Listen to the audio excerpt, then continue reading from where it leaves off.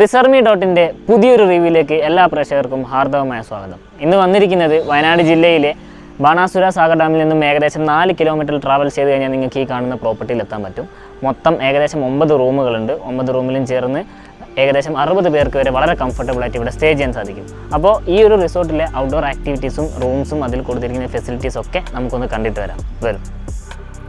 ഞാനിപ്പോൾ നിൽക്കുന്നത് ഇവിടുത്തെ റിസപ്ഷൻ്റെ നേരെ മുന്നിലാണ്. അപ്പോൾ നിങ്ങൾ ചെക്ക് ഇൻ ചെയ്യുന്ന സമയത്ത് ഇവിടെ വരിക, നിങ്ങളുടെ ID പ്രൂഫും കാര്യങ്ങളൊക്കെ സബ്മിറ്റ് ചെയ്യുക, ബാലൻസ് പേയ്മെൻ്റ് ഒക്കെ കൊടുത്ത ശേഷം നിങ്ങൾക്ക് നേരെ റൂമിലേക്ക് പോകാം. ഇനി നിങ്ങൾക്ക് ലഗേജോ മറ്റോ കാര്യങ്ങളൊക്കെ ഉണ്ടെങ്കിൽ ഇവിടെ ബെൽ ബോയ് അവൈലബിൾ ആണ്. നിങ്ങളുടെ ലഗേജും കാര്യങ്ങളൊക്കെ റൂമിലെത്തിക്കാൻ അവർ നിങ്ങളെ ഹെൽപ്പ് ചെയ്യുന്നതായിരിക്കും. നമുക്കിനി ഇവിടുത്തെ ഔട്ട്ഡോർ ആക്ടിവിറ്റീസിലേക്ക് പോകാം. നമ്മൾ ആദ്യം തന്നെ വരുന്നത് ഇവിടുത്തെ ഏറ്റവും താഴെ തട്ടിലുള്ള ഒരു 2 ബെഡ്റൂം കോട്ടേജിൻ്റെ ഫ്രണ്ടിലേക്കാണ്. ഇവിടെ വരുന്ന സമയത്ത് നിങ്ങൾക്ക് ഇതേപോലെ തന്നെ റിലാക്സ് ചെയ്യാനും കപ്പിൾസൊക്കെ ആയിട്ട് വരികയാണെങ്കിൽ കുറച്ച് നേരം ഈവനിങ് സായാഹ്നമൊക്കെ ഒന്ന് എൻജോയ് ചെയ്യണം തോന്നിയിട്ടുണ്ടെങ്കിൽ ഇവിടെ വന്നിരുന്ന് ഇങ്ങനെ എൻജോയ് ചെയ്ത് കുറച്ച് നേരം റിലാക്സ് ആയിട്ട് ഇരിക്കാൻ പറ്റും കേട്ടോ. ഇനി നമുക്ക് ഇവിടുത്തെ കിഡ്സ് പ്ലേ ഏരിയ ഒന്ന് കണ്ടിട്ടാണ്. ഇവിടുത്തെ കിഡ്സ് പാർക്കിൽ കുറച്ചധികം ആക്ടിവിറ്റീസൊക്കെ വരുന്നുണ്ട്. നമ്മൾ കുറച്ച് മുകളിലേക്ക് നടന്ന ശേഷം വേണം നമുക്ക് ഈ ഒരു പാർക്കിലേക്ക് ഇറങ്ങാൻ വേണ്ടിയിട്ട്. ഇവിടെ ചെറിയൊരു സ്ട്രീം പോകുന്നുണ്ട്. ആ സ്ട്രീമിൻ്റെ അപ്പുറത്തെ സൈഡിലായിട്ടാണ് കിഡ്സ് പാർക്ക് കൊടുത്തിട്ടുള്ളത്. നിങ്ങൾക്ക് കറക്റ്റ് കാണാൻ പറ്റും. ചെറിയൊരു ഫോറസ്റ്റ് ആംബിയൻസ് ആ ഒരു ഭാഗത്ത് വരുന്നുണ്ട് കേട്ടോ. അപ്പോൾ കുട്ടികളൊക്കെ ആയിട്ട് വരുന്ന ഫാമിലീസിന് അവരുടെ ടൈം എങ്ങനെ സ്പെൻഡ് ചെയ്യാന്നുള്ള കാര്യം ഓർത്തിട്ട് നിങ്ങൾ വിഷമിക്കേണ്ട. അത്രയേറെ ആക്ടിവിറ്റീസാണ് ഇവിടെ വരുന്നത്. ഞാൻ ഓരോന്ന് കാണിച്ചു തരാം. നമ്മളിവിടെ ഇറങ്ങി വരുന്ന സമയത്ത് തന്നെ ഈ ഭാഗത്തായിട്ട് സീസോ ഗെയിം കൊടുത്തിട്ടുണ്ട്. അതേപോലെ തന്നെ ഇപ്പുറത്തെ സൈഡിലായിട്ട് നിങ്ങൾക്ക് കാണാൻ പറ്റും കുട്ടികൾക്ക് സ്ലൈഡ് ചെയ്ത് കളിക്കാനുള്ള ചെറിയൊരു സംവിധാനവും ഒരു ഊഞ്ഞാലും അവിടെ കൊടുത്തിട്ടുണ്ട്. പൊതുവേ ചെറിയ കുട്ടികൾക്കുള്ള ഒരു ഊഞ്ഞാലാണ് അവിടെ കൊടുത്തിട്ടുള്ളത്. അതേപോലെ തന്നെ ഈ ഭാഗത്തേക്ക് നിങ്ങൾ വരുവാണെങ്കിൽ ഇവിടെ ചെറിയൊരു 2 പേർക്ക് ഉള്ളൊരു സ്വിങ് കൊടുത്തിട്ടുണ്ട്. അതിന് പുറമെ ഇവിടെ ചെറിയ ഒരു 3-4 കുട്ടികൾക്ക് ഇരുന്നിട്ട് കറങ്ങാനുള്ള ചെറിയൊരു സംവിധാനം അവർ കൊടുത്തിട്ടുണ്ട്. പിന്നെ അതേപോലെ തന്നെ നിങ്ങൾക്ക് ഇവിടെ കാണാൻ പറ്റും നമ്മുടെ ഹെമോക്ക് പോലെയൊക്കെ തോന്നുന്ന രീതിയിൽ ടയർ ഉപയോഗിച്ച് കെട്ടിയ ചെറിയൊരു ആക്ടിവിറ്റിയും കൂടെ ഉണ്ട്. കുട്ടികൾക്ക് കയറി ഇറങ്ങി കളിക്കാനുള്ളൊരു ആക്ടിവിറ്റിയാണ്. പിന്നെ ഈ ഒരു റിസോർട്ടിൽ കോമൺ ആയിട്ട് ക്യാമ്പ് ഫയർ കൊടുക്കുന്നത് ഈ ഒരു ഏരിയയിലാണ് കേട്ടോ. അതായത് നമുക്ക് ഈ ഒരു ഫോറസ്റ്റ് ആംബിയൻസൊക്കെ എൻജോയ് ചെയ്തുകൊണ്ട് ഇവിടെ കുറച്ച് പേർക്ക് ഇരിക്കാനുള്ളൊരു സംവിധാനം, അതേപോലെ തന്നെ റൗണ്ടിലായിട്ടും ഇരിക്കാനുള്ളതൊക്കെ സംവിധാനം അവരിവിടെ കൊടുത്തിട്ടുണ്ട്.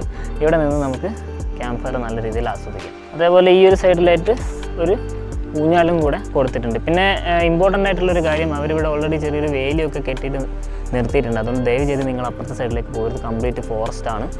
എന്തെങ്കിലുമൊക്കെ ഇഴജന്തുക്കളോ കാര്യങ്ങളൊക്കെ ആ ഭാഗത്തുണ്ടെങ്കിൽ അത് വലിയ ബുദ്ധിമുട്ടായിരിക്കും. അതുകൊണ്ട് ആരും അപ്പുറത്തെ സൈഡിലേക്ക് പോകരുത് കേട്ടോ.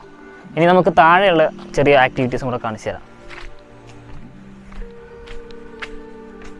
ഈ ഭാഗത്തായിട്ട് ചെറിയൊരു ബാസ്ക്കറ്റ് ബോളിൻ്റെ ഒരു ആക്ടിവിറ്റി കൂടെ കൊടുത്തിട്ടുണ്ട്. ഇപ്പം ബോളില്ല, ഗസ്റ്റ് വരുന്ന സമയത്ത് മാത്രമേ അത് കൊടുക്കുകയുള്ളൂ കേട്ടോ.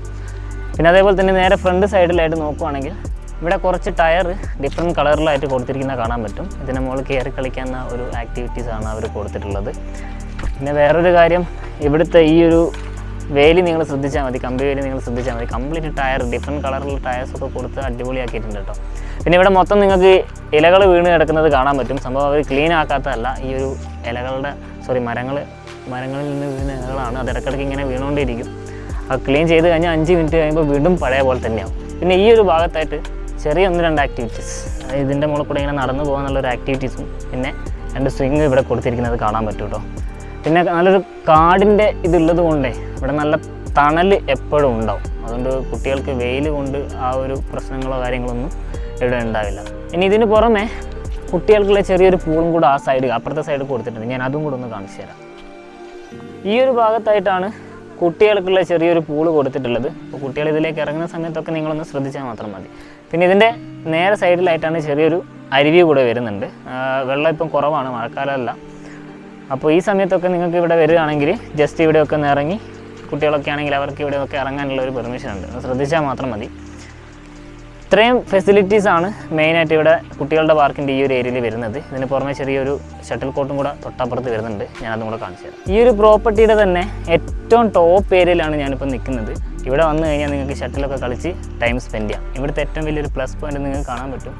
ബാണാസുര സാഗർ ഡാമിൻ്റെ ഒരു ചെറിയ ഭാഗമൊക്കെ ഇവിടുന്ന് നമുക്ക് ക്ലിയർ ആയിട്ട് കാണാൻ പറ്റുന്നത്. സൺസെറ്റിൻ്റെ സമയമൊക്കെ ആണെങ്കിൽ അടിപൊളിയായിരിക്കും. ഇനി ഇതിൻ്റെ തൊട്ടപ്പുറത്ത് തന്നെ വേറെയും ഒരു ചെറിയൊരു സിറ്റിംഗ് അറേഞ്ച്മെൻറ്റ്സ് ഒക്കെ കൊടുത്തിട്ടുണ്ട്. ഞാൻ ജസ്റ്റ് അതൊന്നും കൂടെ കാണിച്ചു തരാം. ഷട്ടിൽ കോർട്ടിൻ്റെ തൊട്ട് സൈഡിലായിട്ട് തന്നെ ഇവിടെയും കുറച്ച് സ്വിങ്സും അതേപോലെ തന്നെ നമുക്ക് സിറ്റിംഗ് അറേഞ്ച്മെൻറ്റൊക്കെ ആയിട്ട് ഈ ഏരിയയിൽ കൊടുത്തിട്ടുണ്ട്.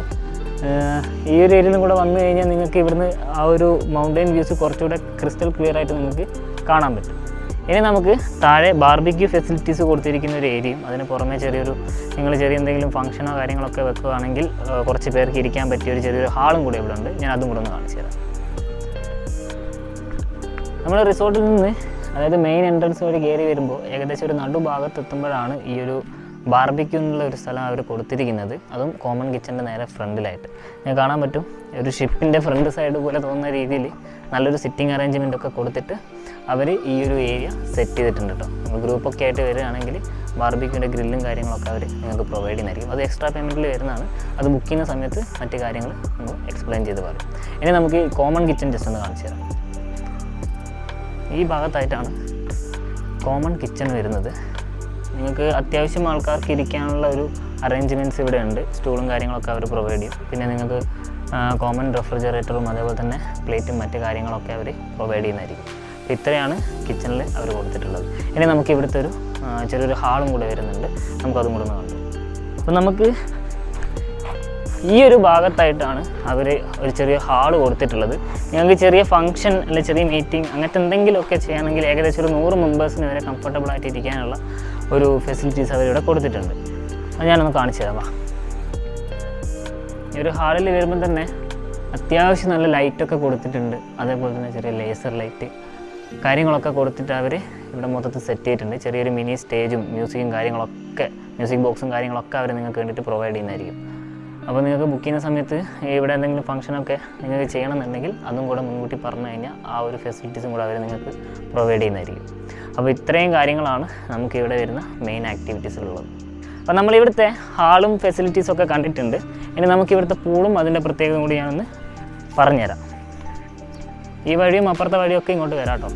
അപ്പോൾ ഇതാണ് ഈ ഒരു റിസോർട്ടിലെ പൂളിന് അത്യാവശ്യം നല്ല സ്പേസും ഉണ്ട്. അതേപോലെ തന്നെ നല്ല ഡീപ്പും വരുന്നുണ്ട്. പിന്നെ ഈ ഒരു പൂളിൻ്റെ ഒരു പ്രത്യേകത എന്താണെന്ന് ചോദിച്ചു കഴിഞ്ഞാൽ ഇതിൽ ഉപയോഗിക്കുന്ന വെള്ളത്തിൽ വേറെ കെമിക്കൽസ് യാതൊന്നും തന്നെ അവർ ഉപയോഗിക്കുന്നില്ല. അതിൻ്റെ മെയിൻ കാരണം ഇവിടെ വരുന്ന വെള്ളം ഇവിടുത്തെ മലമുകളിൽ നിന്ന് വരുന്ന ശുദ്ധമായിട്ടുള്ള ജലമാണ്. അതിവിടെ വന്ന് ഫില്ലാകുന്ന സമയത്ത് അതുവഴി അങ്ങ് പുറത്തേക്ക് പോകും. അതുകൊണ്ട് എപ്പോഴും ഒരു നാച്ചുറൽ ഫിൽട്രേഷൻ എപ്പോഴും നടന്നുകൊണ്ടിരിക്കുന്നൊരു പൂളും കൂടിയാണ് കേട്ടോ. അത്യാവശ്യം നല്ല സ്പേസ് ആയിട്ടുള്ള ഒരു പൂളാണ് കൊടുത്തിരിക്കുന്നത്. അതുകൊണ്ട് അത്യാവശ്യം ആൾക്കാർക്ക് ഇതിൽ ഇറങ്ങിയിട്ട് സ്വിമ്മ് ചെയ്യാനുള്ളൊരു ഫെസിലിറ്റീസും ഉണ്ട്.